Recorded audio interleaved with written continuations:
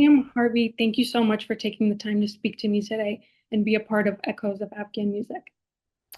My pleasure. Hoşal şudım. So, you're an accomplished violinist and a conductor and a composer. I want to know, sort of in your early, younger days, what made you want to become a musician in the first place? Oh boy, that's going really back. My mother introduced me to my first violin teacher when I was 3 weeks old, so I don't think I had much of a say in the matter. And then I went back for lessons when I was 3 years old. So music was never something that was particularly separate from me. It was part of my identity since before I can remember. And would you say the stages that you've been on, what sort of joy or what sort of feeling of accomplishment have they brought you over the years? Well, certainly, one of the highlights, if not the highlight of my professional career, would be conducting the Afghan Youth Orchestra for a sold out audience at Carnegie Hall on February 12th of 2013. That doesn't really get much better than that. What first led you to even going to Afghanistan in the first place? Well, I was a freshman at the Juilliard School in New York City when the Twin Towers fell on September 11th, 2001, and I ended up performing for soldiers from the 69th Regiment 5 days later, September 16th. And this was as they were coming back from a long day of rescue and cleanup work at Ground Zero. And I could see the impact that the music had on them at that time, and I felt like I did not want to simply accept a normal classical music career. I wanted to do something that would have an impact. And I was following the news a lot that fall, as a lot of us were, and read an article from the New York Times on, I believe, November 20th, 2001, about it was interviewing Afghans right after the fall of the Taliban. And I was struck by a quote from a 16-year-old from Jalalabad who said, "I haven't heard music in so long, words don't describe how I think I will feel when I finally hear it again." And so I developed this really commitment to cultural diplomacy because I thought, well, what if it was an American who would be the first person to play music for him? Would that not change his perception of Americans? And isn't one of the many lessons we can learn from September 11th, 2001, that countries cannot and should not ignore what other people think of them? So I very optimistically called up the State Department in early 2002 and told them I wanted to go to Afghanistan, and they laughed me off the phone basically, and I didn't give up, and I founded my own cultural diplomacy nonprofit, Cultures in Harmony, in 2005.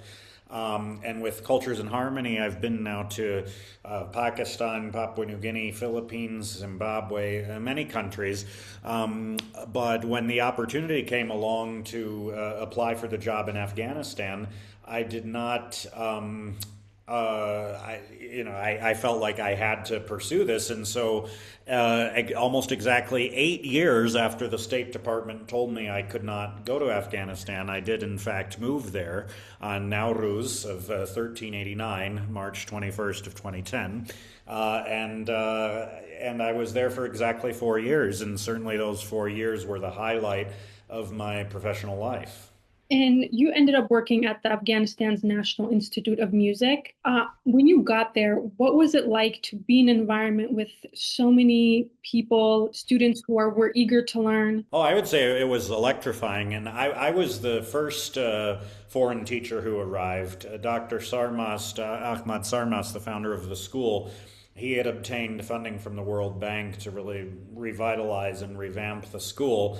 And part of that was the budget for foreign teachers, and I was the first to arrive. And those first days, well, really, the whole 4 years were incredibly intense in the best possible way. I used to tell people that a day there would feel like a week would feel like a month, and a month would feel like a year, just because we worked extremely hard. I was working 12-hour days, 6 days a week. I was teaching violin and viola, conducting the orchestra, managing the website, the concerts, international tours, giving speeches, writing grant proposals. It was really a lot of work, and Dr. Sarmast and I worked extremely closely. And I loved that. And I loved the interaction with the students. I was very close with my students. I'm still very close with them. A lot of them have stayed in touch. They're scattered to the four winds now. But no, it was an incomparable experience. And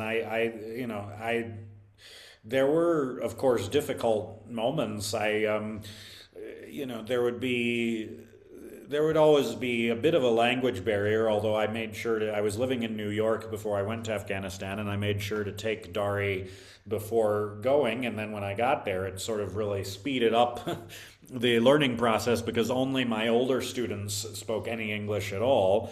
Certainly by the time I left in 2014, I was speaking Dari almost fluently. Unfortunately, it's been 12 years, and by now I've kam Farsi faramosh mein kar dum. But I'm trying to, keep it up whenever I can. So yeah, the students were incredibly receptive. There would be occasional moments with the girl students because Dr. Sarmas made a big effort to ensure that girls could have access to music education, and sometimes one of them would come in all sad, some father or uncle's cousin's neighbor, some male relative, sometimes very distant, would find out that she was at the music school and want her withdrawn. And I would always run to Dr. Sarmast, and he would talk with this male relative, and sometimes he would succeed in convincing them to let the girl stay in school, and other times no. I think it's important. As an Afghan, I don't have to tell you this, but non-Afghans might not realize that what made the system unique from 2001 to 2021, the 20 years of more or less democracy. It's not that conservative attitudes completely disappeared. It's just that the most conservative attitudes were not official government policy. So there were still, of course, male relatives who would want women withdrawn from the work world or from education. They just didn't have the full backing of the force of the federal government behind them. So we were able to have a lot of female students. There were female teachers. We were able to have quite a lot of success with the Afghan Youth Orchestra. I mean, I conducted it 8 times for President Karzai, twice on national television on Sitare Afghan. So it was, no, those were great years, and I miss it very much. When you were in the classrooms with students, teaching them on a daily, were you surprised at how quickly they were learning or their interest in certain sounds or music? I would imagine a student would be more attuned or interested in sort of the traditional music, right? The sitar or the rabab, but something like an electric guitar or something like a saxophone would be different for them. How are they receptive to something different? Well, not necessarily. I mean, the school, we did have 2 departments, the Department of Afghan Music and the Department of Western Music. And already by 2010, which is when I arrived and also when the school was inaugurated, I mean, there were young Afghans who already knew that they gravitated naturally more towards various international cultural expressions, whether it was rock and roll or Western classical music. There were, of course, students who were very solidly in the Afghan department, very solidly in the Western department. You always had to take an instrument from the other department. So, a young Afghan studying violin with me would also, sort of as a secondary instrument, choose an Afghan one. But I found, as I find with students anywhere, they were full of curiosity. They had their phones, they had access to the internet, they knew what was out there. I mean, I definitely, when I came in, I had to introduce a lot of new pedagogy concepts. There were students who felt that Western music meant learning the theme from The Godfather, or what was the other one? The theme from Love Story, that movie from like 50 years ago. For some reason, that was popular. But, Western classical violin pedagogy is a whole thing, which once you learn the violin, of course, you can use those skills to play various popular songs, but it's based in a totally different set of repertoire. So I introduced a curriculum, and I had students playing Vivaldi concerti, the Hackele concerto, but at the same time I also, just like Shinichi Suzuki, the famous violin teacher, took folk songs to build his method, the Suzuki method. I also, with Dr. Sarmas's help, he gave me access to various books of Afghan folk songs, and I arranged them for violin, put them in an order that made pedagogical sense, and came up with the anthology of Afghan songs, which is still out there. It's still online, and now violin teachers around the world can use that to supplement a young violinist's education. So it was. I had students all over the map. Now, occasionally, of course, there would be indications that this was a very unusual sort of school. Like even a young male student who told me once that when he finally told his father that he was a violinist, his father said, "Well, you are no longer my son." And that sort of very severe reaction is more understandable in the Afghan context than elsewhere. It would be extremely unusual elsewhere. I mean, elsewhere, I would say throughout the world, whether it's Mexico, where I live now, the US, Canada, many times a kid will tell a parent, "Oh, I want to be a musician," and the parent will think, not without justification, "Well, can you really make a living doing that?" That's a relatively normal objection, but in Afghanistan you get this objection of, "Well, this is not a moral or decent thing to be doing." I remember, too, one of the female students, the World Bank included an image of her playing the violin on its calendar, and what I heard is that the father said, "If anyone asks if this is my daughter, I'll say no, so I don't bring shame on the family," which is really hard for the American mind to grasp, because in the US, if some major international institution put a child's picture in its calendar, both parents would be carrying that calendar around all year and showing it off at every opportunity. It would be a source of tremendous, almost obnoxious pride for them, not shame.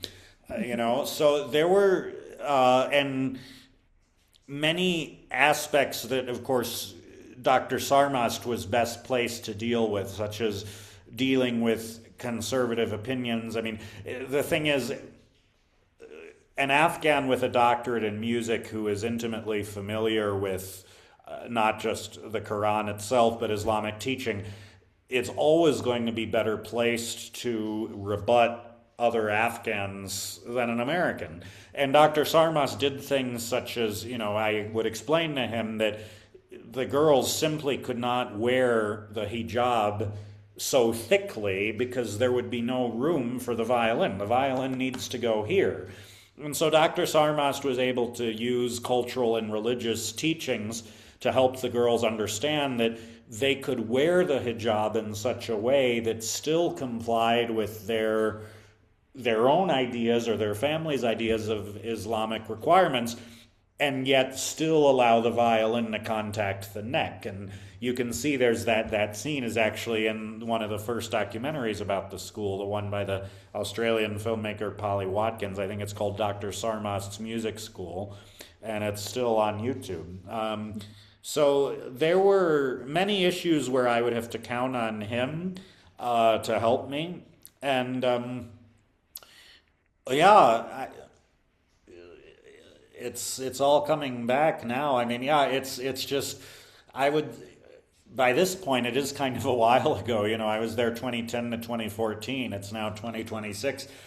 And I feel sad that it was so long ago because it's an experience that is not easy to duplicate. I mean, right now, the Taliban's hold on Afghanistan very soon is going to reach an uncomfortable milestone, which is that by August of this coming year, their regime will have lasted longer than it did the first time around, right? September, I think it was September 27th of 1996 that they entered Kabul. And around that time, or a little after that time, 5 years later, that they fell. And this time, what is on the horizon? I remember when they first came back in August 15th, 2021, and Dr. Sarmast and I were corresponding a lot. He was getting most of the students to Portugal, where they are now, and I was trying to help various other Afghan musicians, which I did. I got several to Mexico, US, Canada, Italy, Germany. And Dr. Sarmast in the beginning thought, oh, they're not going to last that long. And it's true, a lot of totalitarian regimes collapse under their own weight, but a lot of them adapt. And which one will the Taliban be? Well, right now there is no big international force with a reason to uproot them. So I can't, I'm not an expert on being able to predict, but I don't think anyone can say with any confidence that they're about to collapse or that they're going to collapse or that music is about to come back to Afghanistan. And there are very specific things about that that are unsettling for me to contemplate, such as, when I moved to Afghanistan, of course, a lot of friends and family were very scared for me. And I thought, well, just to tempt fate, Dr. Sarmas let me choose any room in the school for my studio. And I thought, I'm going to choose number 13. I'm going to be in unlucky number 13. Well, I was living in Afghanistan every day for 4 years, zero security, walking around, talking to people on the street. Literally nothing happened to me. I was never in a situation where I even felt like my life was at risk. And I mean, I was walking. I climbed Kabul wall by myself. I was going all over the place to an extent that other foreigners could not, because on paper, of course, I was working for the Afghan government, so I had no security rules whatsoever. So, it's strange to have that very positive memory and to now think, well, that studio, that lucky or unlucky number 13, I decorated that with pictures of famous composers, Tchaikovsky, Debussy, and those decorations were probably still there when the Taliban came back in August of 2021. And from what Dr. Sarmas tells me, that the physical building, the campus of the school in the Debori district of Kart-e-Char, it's now a dormitory for the Haqqani network. So there are terrorists sleeping where I used to teach violin. And at some point, the Taliban assured Dr. Sarmas that, that they weren't going to destroy the instruments. They were simply going to put them in a room and lock them up. Well, some of those instruments are quite good. There was the German Society of Music Merchants in April of 2010 donated something like 5 tons of instruments to the school. There was a $10,000 violin that's better than the violin that got me in the Juilliard. So there are very good instruments there that are not being maintained. They're supposedly safe, but under lock and key. When is music going to come back to Afghanistan? And Dr. Sarmas too, he's not getting any younger. If I remember correctly, I'm 43. I think he's 20 years older than me. So who's going to start the school up again? And now all the students and their families, they're safe in northern Portugal. But how is the school going to keep getting new students? That's the thing, because like in Afghanistan, every year there would be a new class of 4th graders. in northern Portugal, I mean, there's not a constant, endless supply of Afghans wanting to learn Afghan music. Mhm. So that's the thing is that the when you think about kids who were in fourth grade in 2021, now they're well, what I mean with the Afghan school year and everything, now they'd be entering ninth grade. So a few more years, and the school doesn't exist in any meaningful sense. What I find really interesting is that when you said your life, you couldn't even remember a time without music. And then you compare it to the way that young girls that you taught, they were made to feel like what they were doing was wrong or immoral. How how did you view them? How were you able to sort of, perhaps as a teacher, but also as a musician, validate that what they were doing was valuable and that it made sense and that their craft has meaning beyond the classroom? That's a very good question. I think one advantage I've always had, I mean, before moving to Afghanistan, in terms of just traveling the world, I like to travel without making assumptions, and so I've never really experienced culture shock per se because I think culture shock comes from when someone travels and they assume things. And I always just expect to be surprised, and I think that's the best way to go into things is not to have preconceived notions. Only very rarely would my students say something about their life that would shock me because I mean before going, remember I'd been reading about Afghanistan and Afghan culture for 8 years and wanting to move there. So I knew that there were religious conservative attitudes and that I would find, family members who didn't want their children doing music.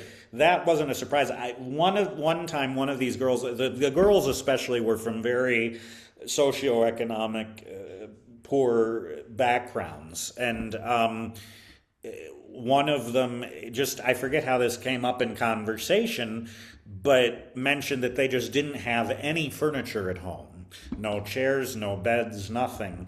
That did come as a shock because then I thought too, it's like, well, if you're not getting really restful sleep because you're sleeping on the floor, that does affect your ability to learn an instrument that does have a very significant physical component to it. Um, and yet, you know, I did find that, I mean, one of my best students, this is a famous story that so many so many media organizations have covered her, but Marjan Fedai, just a few months before I arrived, she was a 10-year-old selling chewing gum and plastic bags on the streets of Kabul. Her mother was doing laundry. Her brother was also working on the streets of Kabul. The father had been paralyzed when the Taliban beat him with an electric cable or something. And Dr. Sarmast had given me a lot of students, and I told him I don't have room for any more. Well, I noticed during recess, only 15 minutes I would just practice, Marjan would press her nose against the glass of my studio while the other kids were playing. And Dr. Sarmast would occasionally say, "Come on, William, you have room for one more." And I was like, "Oh, it's so busy. I have 19 students." But I mean, she kept doing that for just a few weeks. And I thought, no, I have to teach her. So I did teach her. And she was one of my best students, very cheerful, very friendly. And I remember one time when she got discouraged, and I remember I told her very gently, I said, "Agar kar mekanim khub mesha," and she was like, "Kar mekanim," and she, it was very easy to get her back on track. Well, what's amazing, because there are so many sad and heartbreaking stories from Afghanistan, hers isn't, because a few years after I left, towards the end of the time of democracy, she was actually earning a living for herself with the violin on national television. She had this program, I think she must have been by that time no more than 20 or 21. But because here's the thing is that Anim had all of this international media attention. So by the age of 20, she had 10 years of experience giving interviews to Al Jazeera, BBC, CNN, ABC, incredibly poised. So she would do interviews, I think some news presentation, and occasionally play Afghan songs on the violin. And somehow, I don't think it was because she saw the writing on the wall, but she happened to be outside of Afghanistan when the Taliban came back in 2021. Now, fast forward to just a year and a half ago, June of 2024, I was going to give a concert in Berlin, in Germany. And I knew through Facebook that Marjan was in Germany. Well, she took a train, came to Berlin, came to my concert, and she's doing fine. And now fluent in English and doing very well in Germany. This is someone whose life was completely transformed by the school. So you are the founder of Afghan Youth Orchestra. I want to Yeah. know what that experience was like for you. Oh, well, that was incredible. Yeah, I mean, that was just a few weeks after I arrived. Dr. Sarmas knew from my CV that I had experience conducting youth orchestras, and he asked if I would form the orchestra in time for the inauguration, which was June 20th of 2010. And I agreed. And it was a very bizarre task because, most orchestras, even youth orchestras, they play the repertoire written for orchestra, which is easily tens of thousands of pieces over the last 400 years, let's say. It's huge. Not this orchestra, right? Because in this orchestra we have hichak, rubab, sitar, and also electric guitar, bass guitar, guitar. I mean, and two very talented pianists. And typically an orchestra would be strings, winds, brass, percussion. So every single piece, I had to make the arrangement from scratch. And I had to think, how do I make a part for a little girl violinist who started a couple weeks ago, and a part for these two very talented pianists, Malad Yusufi, who's now a film composer in the United States, and Ilham Fanous, who now is a master's from, I think, Manus in New York City and is playing piano around the U.S. So it's like I had to incorporate, and actually I loved the challenge because I have Sibelius music notation software on my computer, and I would make these arrangements very quickly. I remember in these concerts where we would eventually play for Karzai, we would always have to go the day before so that the Minister of Education, Farouk Wardak, could approve the program. Well, one time Sarmast couldn't come with me, and the Minister of Education, he sees me conducting, and he comes with this young Pashto singer or something and hands me a USB or something and says, you need to do this song tomorrow for the president. So, I have no score, nothing. I put it in to my computer, listened to it, and by ear transcribed it, arranged it for orchestra. And the Karzai events, he always wanted to start at 9 a.m., which meant the students and staff, we would wake up at 5 a.m., and there's a huge amount of security to go through. And at Amani High School, sometime around 6 or 6:30 a.m., yeah, we were rehearsing an arrangement I'd made the previous day. And there were all sorts of things to consider. For instance, the national anthem as it existed during that 20-year period was a piece that very early on they commissioned from Babrak Wasa, who had already fled Afghanistan in one of the previous conflicts. He was living in Germany, and he recorded it in Germany with German musicians in a a choir of Afghan expats in Germany singing in Dari and Pashto. And Dr. Sarmas said, we need a version that has Afghan instruments. Well, the Afghan instruments are very soft. And so my version, it starts out soft and dynamic and then eventually ends up very loud. Now, the local Afghan teachers, in the 5-year period since this, or maybe even less, 4-year period from 2006 to 2010, since this anthem had been adopted, they already felt a certain loyalty to it. and they were offended, and they were like, no, it must be loud all the time. If it's not loud, it's like saying Afghans are weak. And so they were defending, no, well, let's just use the original version. And Dr. Sarmast had to negotiate, and it was kind of funny because you had Afghans defending the version recorded in Germany with German classical musicians who knew nothing about Afghanistan, and then the American defending this new version that put Afghan instruments front and center. So that we had to negotiate that. I mean, we had to. Yeah, it was. There were constant challenges. Which I thought just artistically and intellectually were quite nice, quite challenging, and I actually I miss that kind of challenge. I feel insufficiently challenged since I left Afghanistan. So the Afghan Youth Orchestra performed on grand stages like Carnegie Hall and the Oh Kennedy yeah. Center, and then numerous times in front of President Ahmed Karzai. I want to know, what did those performances mean to you, but also to the students? How excited, Oh, nervous, what did they feel like? I think they meant a lot to the students as well. And I should mention too, the Afghan Youth Orchestra, it's still around. In fact, it kept going after I left, and they would play for Ashraf Ghani. And then now, since they moved to Portugal, it's now conducted by Tiago Moreira da Silva, a Portuguese conductor. And they actually went back to Carnegie Hall for the second time in August of 2024 and played a piece I wrote, which Dr. Sarmast commissioned from me.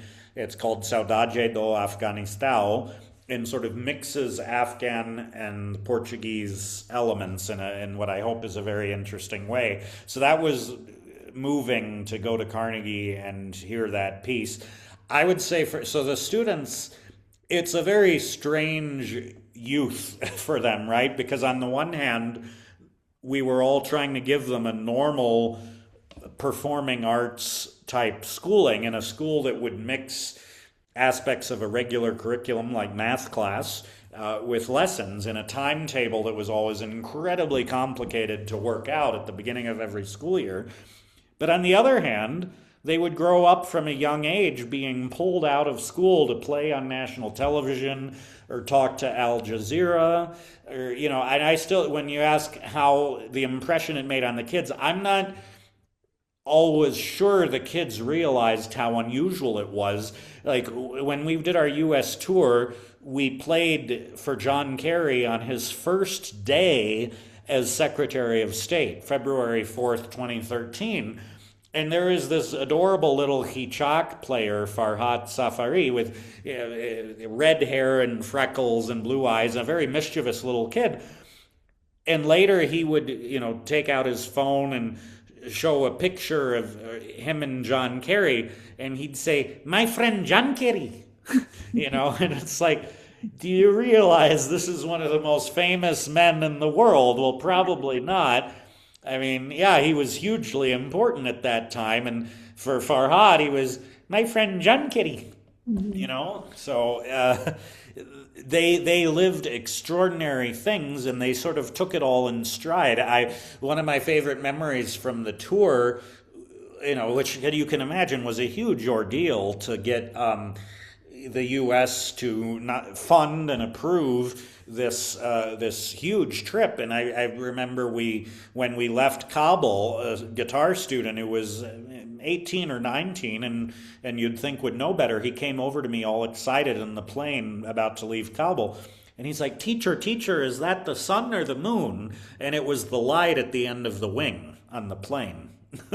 He had no context for flying in a plane. But even I think outside Afghanistan, many people can remember their first plane trip, but would maybe be able to deduce that the little light on the end of the wing is not actually the sun or the moon. I mean, that's how bizarre this was. We had to deal with like Samir. His Taskara, his identity document, claimed that he was born in 2006, which meant his visa was almost denied because he was taller than I was. He was clearly about 17 or 18. And the U.S. Embassy, I mean, this was, 2013, is like, there's no way this kid is 6 or 7 years old. This is absurd. And, so we had to deal with this huge cultural disconnect between an Afghanistan where many young people didn't even know when they were born, didn't even know their last name. Like I remember Ali, who was always just Ali, and then he gets his passport from the Afghan government a few months before the trip, and he's like, wait, I have a last name and it's Esmahilzadeh? What is that? And I said, yeah, you have to learn that. That's your last name because they might ask you when you go into the United States. And he was so puzzled by that. He's like, what? Who is Esmahilzadeh? He'd never heard that. I'm wondering, did you ever feel the weight of responsibility in how Afghan music and identity was being presented to the world? Well, yeah, I mean, I always want to do everything in the best way, and I think that a lot of us at the school, though, all of us from Dr. Sarmas to the foreign and Afghan teachers to the students, all of us were conscious that everything we were doing was historic. Everything that we were doing, it was the first time it had been done. When we did blind auditions and Marjan won principal second violin, that was the first time a woman had been a principal player, or a girl, I should say, had been a principal player of an Afghan orchestra ever. I mean, Dr. Sarmast's father, Salim Sarmast, introduced orchestras to Afghanistan at Radio Television Afghanistan in the 1950s, and so, but back then, even though they were clearly, more open times, women in music was just by cultural convention restricted to singers, right? And very rarely would a woman back then be playing an instrument in public, if at all. So, yeah, everything was the first time. And we always wanted to do everything to the highest quality. And frankly, that's something I've always admired about Dr. Sarmast, is that he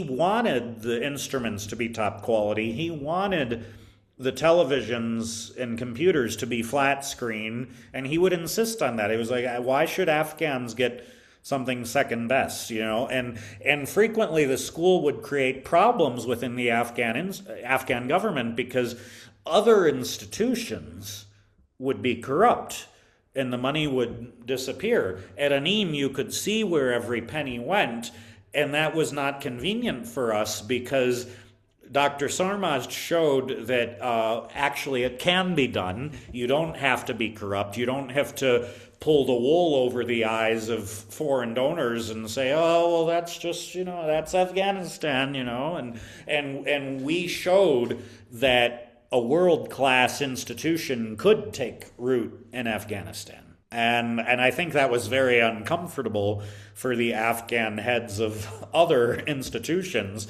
and parts of the government. I mean, even with the World Bank, Dr. Sarmast shared with me some of his early exchanges, like the Indian economist who eventually gave the funding for the school, Venkatesh Sundararaman. He asked Dr. Sarmast, why do Afghan kids need Beethoven? And Sarmast said, Beethoven is the heritage of humanity.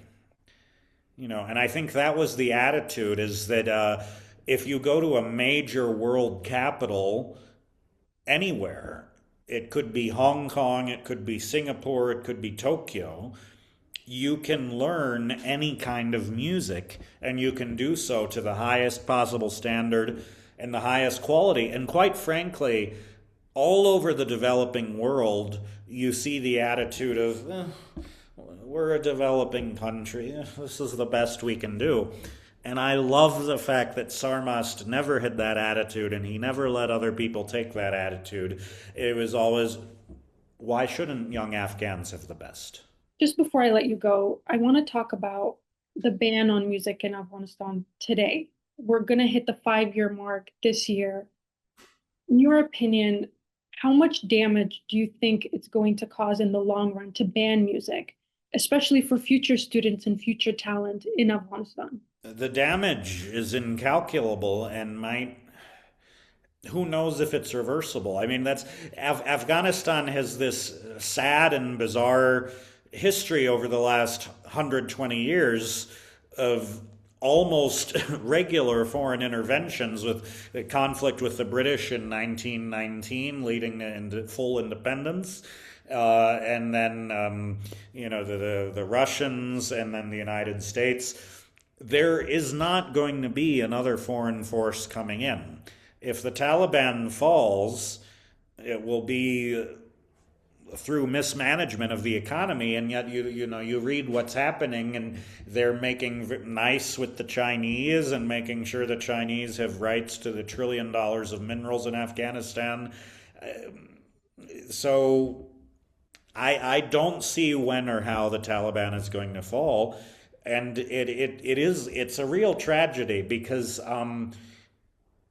the presence of the United States from 2001 to 2021, as well as its international partners, the fact of the presence now looks like a lie. Because what we seemed to be saying to Afghans is, we will make sure that a young person can become a musician.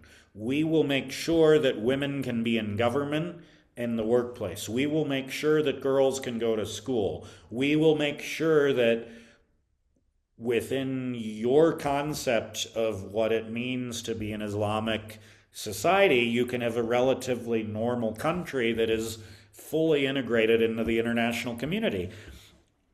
When the Taliban came back, my opinion as an American was that the United States government was morally obligated to give citizenship to every Afghan who so much as took one music lesson in the last 20 years. Of course, this did not happen. This was never something that Biden was seriously considering, or obviously not Trump. But my feeling was, every time an Afghan went to took a guitar lesson in that time, they were doing so because they thought, wrongly, that it would be safe for them to be a musician. We owe them. We owe them because we made a promise and we broke it. And I think another thing we could have done or should have done, this was pitched as by both supporters and foes as sort of a neo-colonialist project or an occupation. I would have sold it as the same arrangement that we have with Germany. We defeated Nazi Germany in 1945. The U.S. still has troops in Germany. Germany's independent. The Korean War came to a ceasefire in 1953. We still have troops in South Korea. So I felt like we should sell this to the Afghan public and American public. This is the same arrangement we have with South Korea. We will stay. And it's not an occupation. It's not, it's just we will stay and make sure that the Taliban don't come back. I mean, that's why we're still in Germany, why we're still in South Korea, right? I mean, in Japan as well. And obviously that didn't happen. So now what do we have? We have a situation where a huge number of Afghans are all over the world. If for some reason the Taliban collapses again, I think a lot of Afghans from Canada to Australia will be asking themselves, do I really go back? Because, I mean, there were Afghans who left in, 1992, came back in, let's say, 2005, left again, and they're going to be thinking, well, how many times am I supposed to leave, come back, leave, come back? And so I think it's, as I said, it's very hard to predict the future. And I feel very sad about it. I don't have solutions. I don't have answers. And I would hate to think that Afghan music, which is Dr. Sarmast's thesis will tell you is a history of 1,000 years, that it's just gone from Afghanistan. It's just one of those things that is an artifact of human history, like a language that used to be spoken and is now a dead language. Is Afghan music going to become the functional equivalent of a dead language. Well, I know Dr. Sarmast is determined that that shouldn't happen. There are Afghan expats in Germany, Canada, and the US that support music and support their own musicians. I mean, my friend Humayun Sahi, the rubab player, he has a very flourishing career. Afghan Canadians, as like yourself, I know Mojda Jamalzada very well. She does fine, but what about 20 years from now? What about 30 years from now? What if the Taliban is like North Korea or Cuba, these governments that came to power and appeared to be repressive, but somehow stick around and with no clear end in sight? That could be the Taliban. They could be here 80 years from now and have adapted just enough to survive, but not enough to, let music happen, let women's employment happen, or girls' education happen. So, yeah, I'm very worried. I'm very sad. I have to try to think about the individual students that I've had an impact on, like Marjan. When Dr. Sarmast and I were there, we thought we are making history, we're making an Afghanistan safe for music. The expectations, I think, need to be dialed back a little bit. It's very difficult to make a prediction. I want to be optimistic. A lot of people love Afghan music, not just Afghans. A lot of people will do a lot to make sure it survives. But how easily can it survive when it's cut off from its home for so long?